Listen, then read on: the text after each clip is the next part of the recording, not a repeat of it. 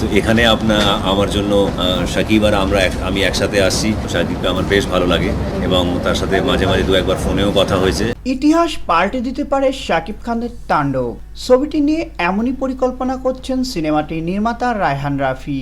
কিছুদিন আগে শোনা যাচ্ছিল শাকিবের সাথে ক্যামিও চরিত্রে দেখা যাবে আফরান নিশুকে, কিন্তু সেই বিষয়টি শাকিব ভক্তরা মেনে নেননি। এরপর নির্মাতা সংস্থা থেকে অনেকের নাম চিন্তা করলেও বাংলাদেশের শাকিবের বিকল্প সেরকম কাউকে খুঁজে পাওয়া যায়নি। তাই শাকিবের সিনেমাতে ক্যামিও চরিত্রের জন্য শক্তিশালী চরিত্র কাউকে খুঁজছিলেন তারা।